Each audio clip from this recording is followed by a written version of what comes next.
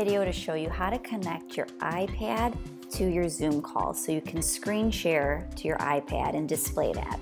So once you're in your Zoom call, on the bottom you're going to click Share Screen, and then you're going to select iPhone, iPad via AirPlay.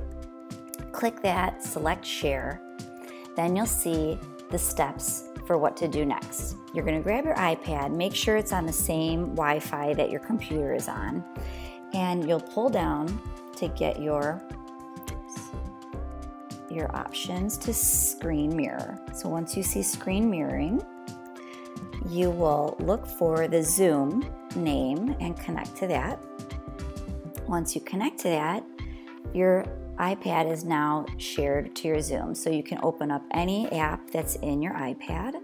Maybe you want to open up a whiteboard app and you can write right on it. Just like that. Once you're done, click Stop Sharing and you're back to your Zoom call.